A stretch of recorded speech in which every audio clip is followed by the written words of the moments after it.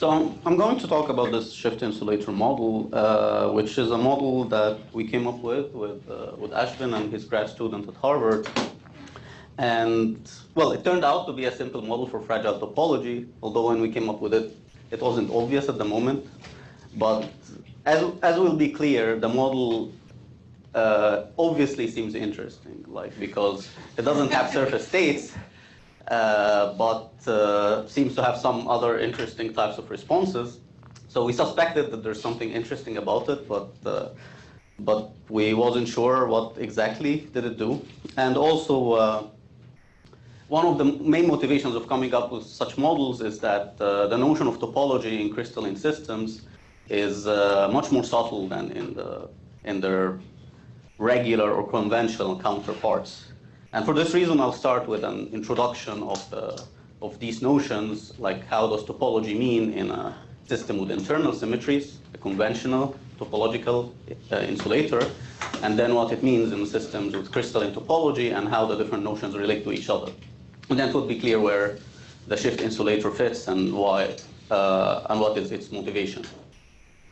So the symmetry-protected topological phases in the conventional setting, which is the setting of internal symmetries, are usually defined through the notion of adiabatic deformation. We say two phases are topologically distinct if we cannot deform one to the other without closing the gap or breaking the symmetry. In the context of free fermions, which we will focus exclusively on this talk, almost exclusively on this talk, there is another way to quantify topology, which is through the existence of surface states. And here I'm focusing mostly on systems in dimensions higher than 1. So stuff like SSH chain are not included. So another way to quantify topology of a gap bulk insulator is to say that the surface has some gapless surface states that are typically anomalous. They cannot be realized in an independent lower dimensional system with the same symmetries. There's also a third notion of topology, which uses the idea that in a topological band, you cannot simply build the same states using some basis of localized orbitals. So this is well known for a Chern band. So it's known that in a Chern band, you cannot really have a basis of localized orbitals. But it's also known that in something like a time reversal symmetric topological insulator, since the Chern band vanishes, you can actually construct localized states, but these localized states will always break time reversal symmetry, which means time reversal symmetry would be implemented non-locally on this basis. One subtlety about these distinctions is that the distinction to the left is relative. It only tells you phase A is different from phase B without telling you which one is topological, while these two are absolute distinctions. I just give you a Hamiltonian and you can tell me whether it's topological or not. However, once we fix the trivial phase in the relative distinction, we can establish some sort of correspondence between the three in the context of internal symmetries. When we move from internal symmetries to crystalline symmetries, this picture almost completely breaks down. So we also have these ways to define topology, so an adiabatic deformation, surface states, linear obstructions. But then this direction doesn't work because we can have two systems that are actually adiabatically distinct from each other. So we cannot deform one to the other without breaking the symmetry or closing the bulk gap, but both are trivial from the point of view of distinctions on the right. They don't have surface states or linear obstructions. Also, recently we realized that also the other direction has some problems, as Raquel have discussed in her talk, that there are these types of phases where there are surface states. They seem to emerge somehow from the bulk, but they do not follow from a standard topological distinction in the bulk.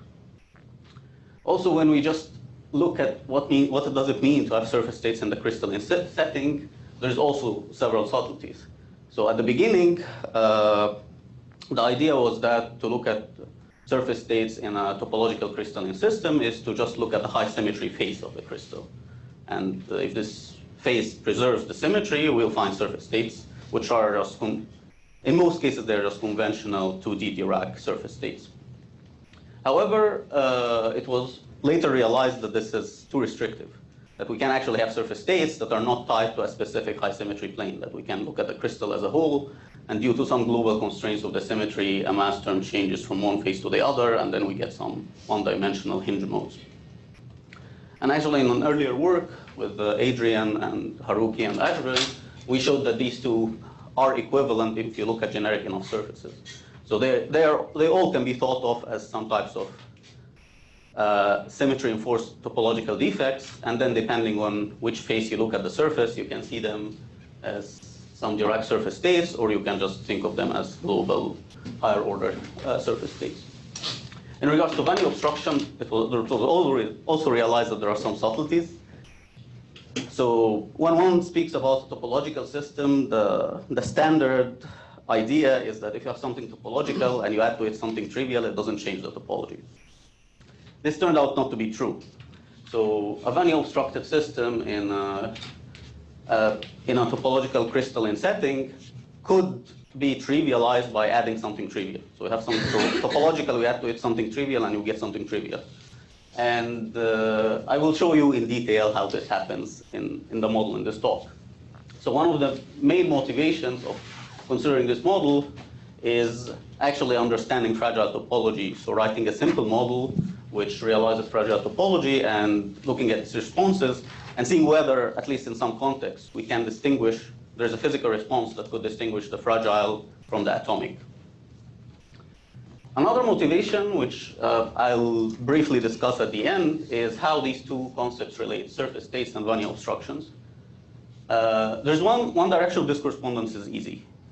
You can relatively easily convince yourself that when you have surface states, like one or more dimensional surface states, then you have to have a stable Vanni obstruction, since an atomic or a fragile phase cannot have stable bulk, stable surface states that derive from the bulk. The other direction is not obvious, though. So if you have a stable Vanni obstruction, it's not manifestly obvious that this means you have to have surface states. So now let me define the model. And the way the model is defined is it's motivated by a very simple construction. Imagine you only know about the existence of the Chern insulators and maybe time reversal symmetric topological insulators, and you want to build some non-trivial SPT protected by some internal symmetry, Z2, let's say a Z2 internal symmetry, so for example, SZ spin conservation. The simplest thing you can do is to take a Chern insulator and another Chern insulator with opposite Chern number. These two, without any symmetries would be trivial. But then when you add the Z2 symmetry, such that they transform under different representations in the symmetry, then this prohibits them from coupling and gives you an SPT protected by this Z2 symmetry. And here we employ a very similar principle, but with using a spatial symmetry. And since one of the simplest models for Chern insulators is a Haldane model, which is already defined on a honeycomb lattice with C6 symmetry. So what we did was taking a Haldane model with the positive Chern number, with Chern number +1, which transforms under some representation in rotation, which means the orbitals have some angular momentum, and then added or stacked it on top of a Chern insulator with the opposite Chern number, which transforms under the opposite representation, so has the opposite angular momentum. And in the next slide, I'll show you why this construction implies that there should be some non-trivial topological response, so that we can actually pump something if we thread a flux. But first, we can make some simple observations about this model. The first one is that the edge modes can be gapped. This is very different from the case of internal symmetry, because internal symmetry acts everywhere. So at the edge, we have a right and left mover, and internal symmetry would not make them couple. But here, the system on the edge doesn't really know C6 symmetry exists. Locally, just C6 maps one piece to the other piece, so the system doesn't know it exists. And actually, what we can show relatively easily numerically is that, so this is the spectrum of the system, just without any extra perturbation, just a stack. And then it has two counter-propagating edge modes. But then once we add, we can add some C6 preserving perturbations and gap them out. The other observation that we can make about this model is that there is no atomic representation. So at half filling, the filled bands do not admit a basis of localized orbitals. And one relatively quick way to see this is by examining the symmetry representations of high symmetry momentum. So this method usually doesn't tell you something is definitely atomic, but it can tell you something it's definitely not atomic. So if these symmetry representations match with some atomic insulators, it may or may not be the case that this system is atomic, but if they do not match, then we know for sure that this cannot be atomic. And the symmetry indicators in this model depend on the sign of these parameters. So they have different forms for different signs. And here we have 3 high symmetry points. We have a gamma point that has C6 symmetry, we have the K point that has C3 symmetry, and we have the M point that has C2 symmetry. So we're looking at C6, C3, and C2 representations. So these are the representation of the model, and then let's see what are the type of atomic insulators that we can build and compare the representation. Since we have only 2 bands, we can enumerate easily all possible atomic insulators. And this uses this notion of Wyckoff positions, which is nothing but the high symmetry points in real space. So for C6 symmetry, there's 3 types of high symmetry points. There is the center of the hexagon, which have a C6 symmetry. It's called position A, and it corresponds to the sides of a triangular lattice. There is the edges of the hexagon.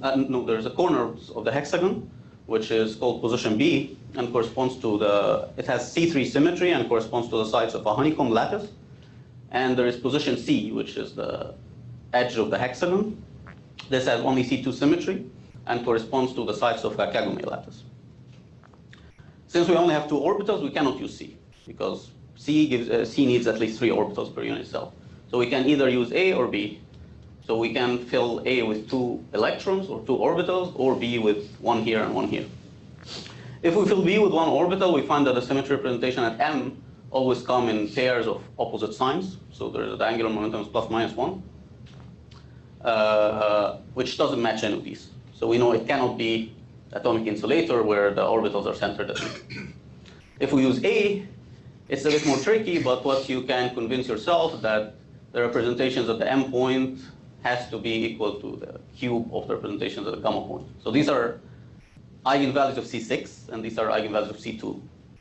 So it's allowed for this to be the cube of this, but this constraint actually is not satisfied by any of these.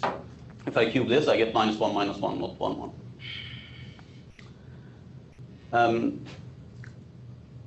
So these are 2 simple statements we can make about the model. So on one hand, it's trivial. It doesn't have edge modes. On the other hand, it's topological. It doesn't have atomic representation. And I'll show you another sense in which the model is topological by considering some response. And this is again motivated by looking at this quantum spin Hall model. By noting that if you thread a flux in a quantum Hall system, you pump a charge. But if you have 2 quantum Hall systems that has opposite Chern numbers, you don't pump a charge. But if the 2 corresponds to different symmetry representations, you can pump some quantum numbers. And this is precisely what happens here. So we have a system with a Chern number +1 with some angular momentum Lz, and system with Chern number -1 with some angular momentum -Lz. So actually we expect the flux to pump angular momentum of 2Lz. This can be checked numerically, and we also can do the analytical derivation. Here, this numeric figure only shows like 1/2, so only the Haldane model. And you see that we pump, as we change the flux by an integer, we pump the state from the conduction to the valence band, and this state generally carries angular momentum that we can measure. It turns out that the actual result is a bit more complicated. It's not just 2Lz. It has this 3, which comes from the lattice angular momentum. It comes from the fact that the orbitals of the original model were not centered around the center of the unit cell, but they were on the honeycomb sides. But okay, so now we have this response. We can try to write a simple field theory that captures the response. This is it's a simple form of some mutual Chern-Simons theory, So the idea is the following. So we have the electromagnetic gauge field, and then we define some U1 gauge field associated with rotation. So on the continuum limit, we ignore that the rotation is discrete, and we promote it to a U1 field, and then this U1 field couples to the gauge field in this way, and this just can be guessed to reproduce this response. And this prefactor, which is called the shift vector, and that's why the name is the shift insulator, is simply given by this integer here, 3 minus 2 LZ sine lambda. This form of the response tells us that there has to be a dual response. That's, I think, is more interesting than this one. And this is because this form is symmetric in A and B. I can also write it as BDA, ADB. And this response tells me that the flux of that electromagnetic flux couples to the charge of rotation, which is angular momentum. So the dual response would mean that rotation flux couples to the electromagnetic charge. And how do you implement a rotation flux, like a monopole, flux monopole in rotation, in this rotation field? This is actually done by a disclination. It's a type of rotation defect where you remove a wedge or any number of wedges and then glue the thing back together. The reason this looks like a gauge flux, like a gauge flux of a monopole, I can explain it to you after the talk. But the main thing is that you can implement this change in boundary conditions by gauge field, and this gauge field will be singular here, so it looks like a monopole flux. And actually, the charge we can compute it, and it's given by n, the number of wedges we remove, over 6 times the shift vector. And there's a neat way to understand why this is quantized in units of e over 6, which is to put this model on a buckyball. In this case, you actually have 12 pentagons. So 12 defects with n, 12 disclinations with n equals 1. If we just put the Haldane model, we know that there's an integer number of electrons. There's 12 disclinations, so the charge have to be quantized in units of 1 over 12. And since our model is 2 copies of the Haldane model, then the charge have to be quantized in units of 1 over 6. So this model seems to be on the edge of being topological in some regards and not topological in other regards. And since I already spoiled the punchline of the talk with my title, that it's fragile, then I'll now show you how you can reconcile these with the fact that the model has fragile topology. And by having fragile topology means we can add to this model some trivial degrees of freedom, some atomic degrees of freedom, and then the model becomes atomic. And it needs some guesswork, but one guide is to try to match the representations first. So you have, for example, for the choice when t is positive and lambda is negative, you have the representations of gamma, k, and m points that look like this. And then we can just notice that if we take this so-called C1 insulator, which means we fill the C position, the Kagome lattice size, in the angular momentum 1 sector, we get the following representations, which as we see matches these, apart from this extra -1, 1, -1.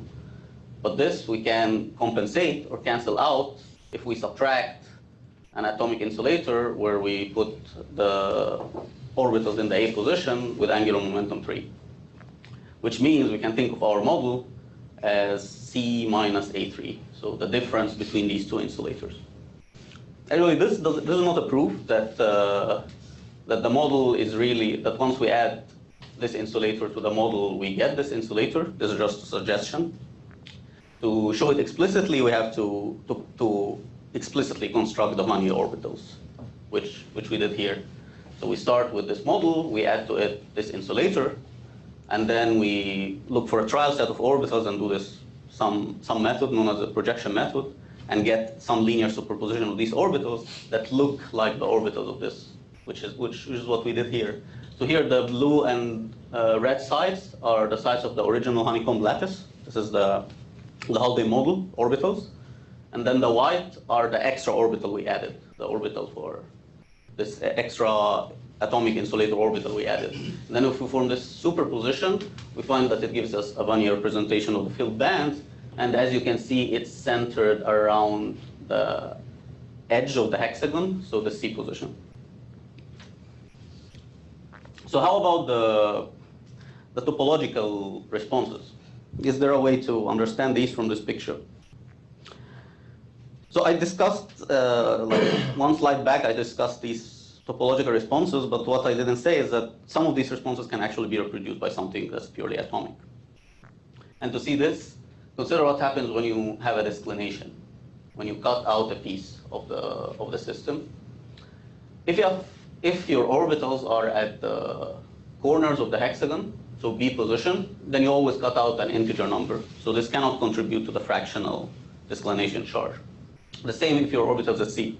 If your orbital at A, it seems like you cut a fraction of this orbital. So there is a more precise way to do this argument, but since the simple way reproduces the right results, I would stick to it.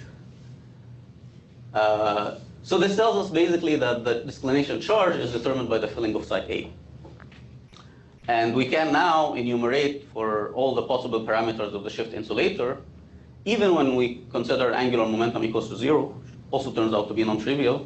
We can write the Hamiltonian as a superposition of atomic insulators, allowing for negative coefficients. So we can always write a representation like this, and then from this we can read off the value of the shift vector, which is just the filling of the A position. So it's -1, -1, +1, +1, and here it's 3 and 3. You notice that all these numbers are odd. This cannot be reproduced by any atomic insulator if we require it to have the same number of bands. So when we have, if we have only 2 bands, the only possible values of the shift vector from atomic insulators are either 0. If we put everything at B, then there's nothing in the middle, so we get 0.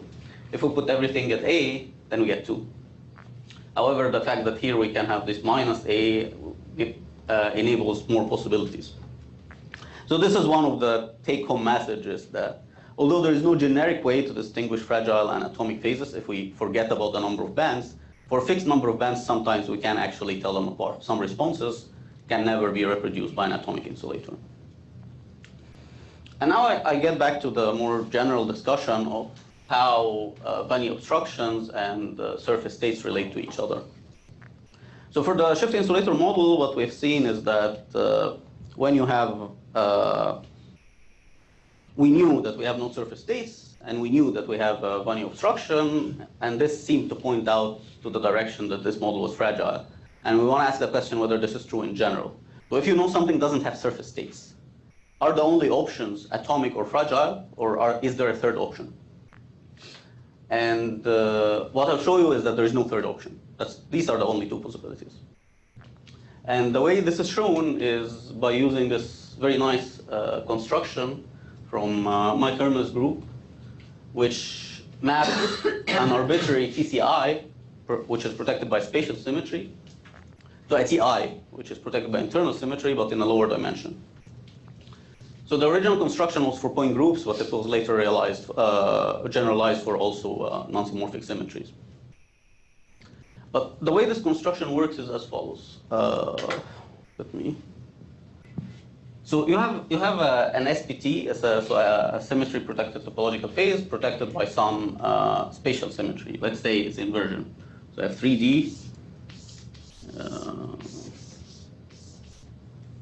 You have 3D inversion. And now you choose any inversion invariant plane. So something like this. So this is the inversion center. If you look at this half and this half, they don't know inversion exists. But since we're talking about a phase that's protected by inversion, it means that if we break inversion, the phase should be trivialized. But since these two don't know that inversion exists, then all the topological information should be somehow encoded in this high symmetry plane. Of course, here we broke translational symmetry. If we have translation, we have to do it relative to all the inequivalent planes. So now we reduce the problem to here, to this plane, and we have 2 options. We can either put on this plane a strong TI, or we can put on this plane another inversion protected TCI, because inversion acts on this plane as inversion, as 2D inversion. And then we can carry out the process further. So if we put a TI here, we get a higher order TI basically, because this would have hinge modes. And if we put a TCI, then we have reduced the problem to a lower dimension, and we can carry this out further. What we will notice is that whenever we put any Ti of a higher dimension than 0, so any Ti in 0, in 1 or 2 dimensions, we will always end up with surface states. So the fact that our model, our TCI doesn't have surface states means that we can carry out this procedure all the way to 0 dimension. And this tells you that TCIs that don't have surface states map to 0-dimensional TIs, which are just like atomic units within this construction. And there's still one extra subtlety in this construction, because so once we map this to a 0-dimensional unit, let's say this, we can of course use this unit to rebuild the original system by just repeating it using translation and whatever spatial symmetries to build the original system. But I could also, instead of this unit, I could take this unit and add to it something here and its inversion related copy.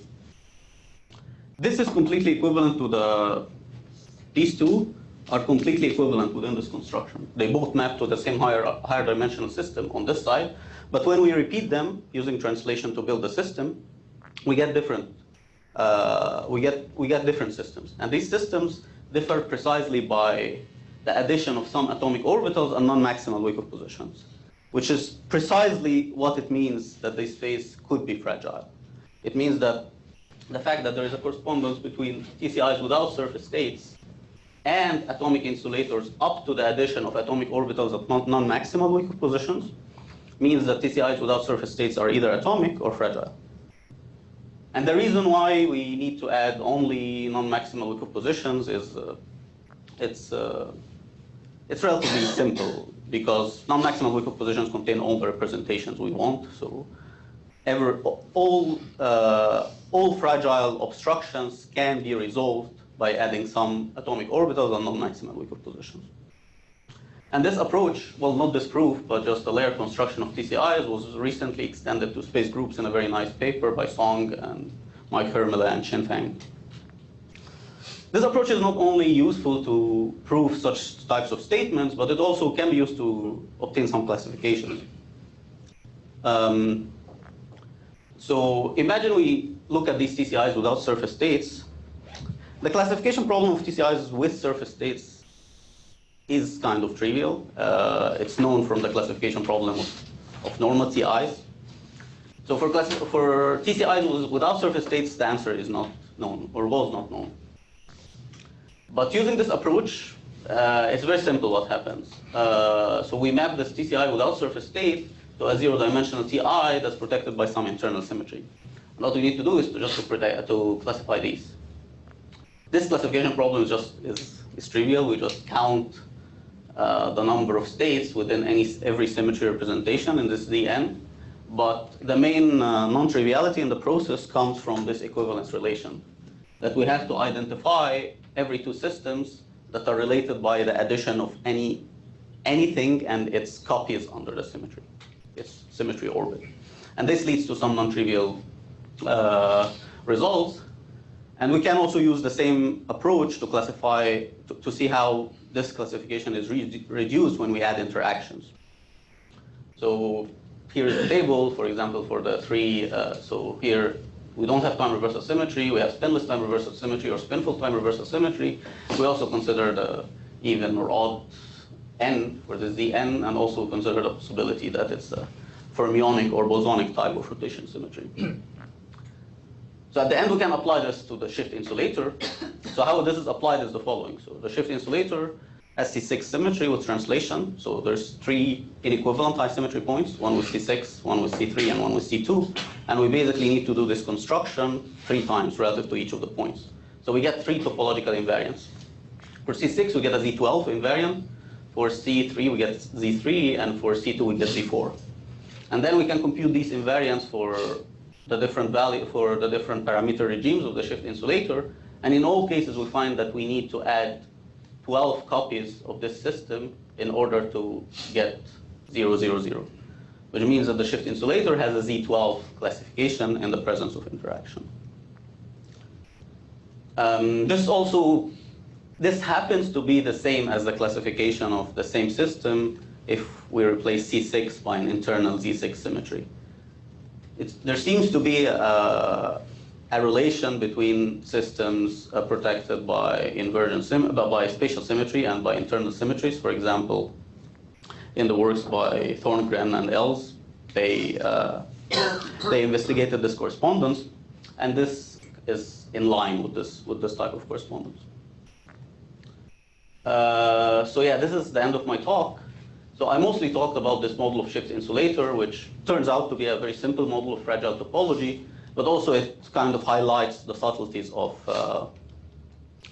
the definition of topology in the topological crystalline setting by having some features of topology but not others. And then the discussion of this model have motivated a more general discussion of what does it mean to be a TCI but not have surface states, where we showed that all TCIs without surface states are either atomic or fragile. And if we exclude atomic, then they have all TCIs without surface states which are not atomic, which are not trivial, are fragile. And we can also use this approach to understand the effects of interaction on classification and some other questions. So just the final diagram for TCIs, for the relation between different concepts of TCIs, this doesn't include boundary obstructed phases. So for bulk phases, the notion of adiabatic deformation is the strongest definition of topology. Or it's the weakest definition of topology. It includes everything. Then the notion of Vannier obstruction is a subset of this. And then Vannier obstruction is divided in fragile and stable. And all stable Vannier obstructions have surface states. Yeah.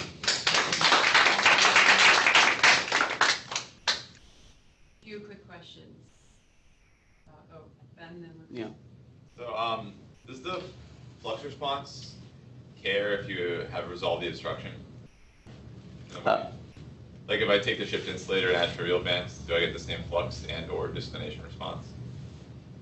So you own the shift insulator, you add to it an atomic like insulator. below the Fermi energy, I just add some trivial bands. Maybe Yeah. it's a general Wyckoff. Yeah, it depends. I think it would depend on the settings. So, so for example, here, once you add this, so this part that you add is responsible for the whole response. So once you add it, you get something trivial. But here, the stuff you add are they don't have any response in themselves.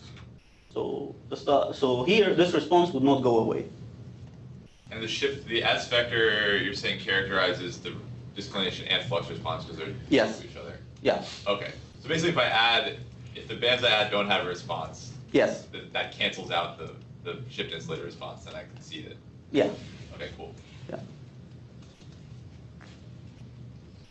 So with the interactions, is this is probably beyond just like pair interactions, or Yeah, it can be any interaction. So the way you obtain these classifications is just you assume. So you assume the total particle number is conserved, the total angular momentum is conserved, and you allow for this process. This process, in a sense, adds the same number of states to all symmetry eigenvalues, all symmetry representations.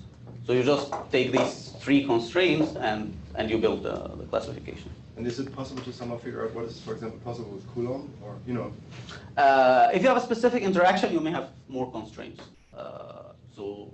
But this is the smallest classification you can get because it allows for arbitrary interactions that just conserve charge and momentum and angle. Yeah, I have one question. So can you go over the definition of shift vector?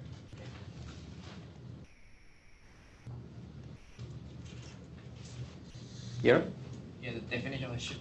Shift vector. Here. Yeah, it's this one. Well, this is the value of the shift vector in our model.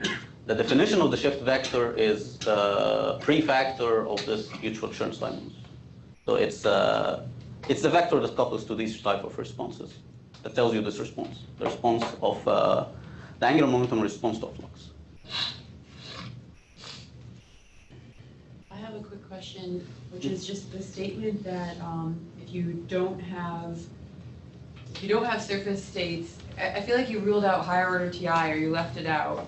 How does it fit into this? No, higher order TIs, so it Doesn't depends. have surface states. Higher order TIs have surface states, like the one dimension. So the zero dimensional Oh, surface so by states. surface state, forget you're about them. generalizing to.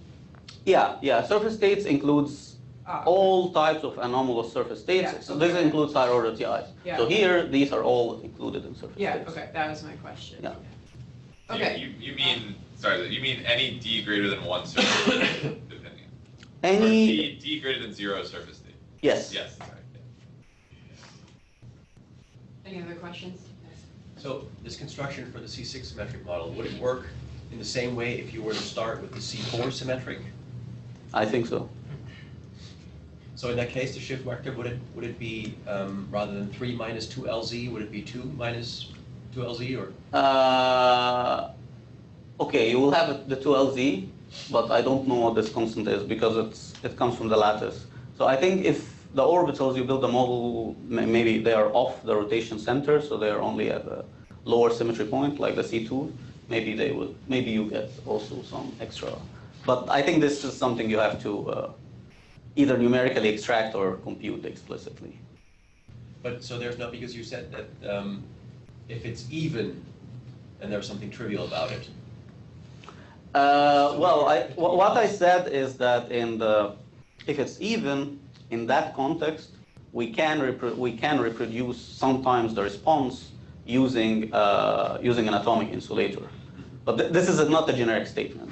Like, it depends on the symmetry setting. Yeah. So that 3 is regularization dependent, is that what you're saying? No, it's not regularization dependent. You just said it comes from the lattice, but that's a continuum theory. Yeah, no, it comes from the lattice in the sense that the lattice has an angular momentum contribution because the. But I mean, you forgot about the lattice when you wrote that beam, right? Because you said. Yeah, you forgot about the lattice, but this S is not. So it's derived from the microscopic theory. Right. So then that's why I'm saying it's regularization. Let me see. Like it depends which lattice I'm coming from. Yeah, probably. So it's ambiguous. Well, it carries information about the microscopic model you start with. Yeah, but I would work in the low energy theory, then I wouldn't know exactly the response unless I regularize it. Yeah, you have to derive the response from the microscopic theory in a proper limit. Otherwise, you could have some ambiguity. That's true. Okay, any other questions? I know in mathematical language, are you looking at something like relative case theory? Duality of K theory. Well, That's why. what do you mean? So this side here is classified by K theory, and you can think of these further distinctions as subgroups of the K group. There's some sequence. I think there are some recent papers about this, how to decompose the K group into some spectral sequence, into some subsequences that are related to the type of surface states. Although the fragile versus atomic distinction is not included in this, because so the fragile and atomic are part of the same subgroup of K because. Okay, let's end questions here. Thanks, Eslam.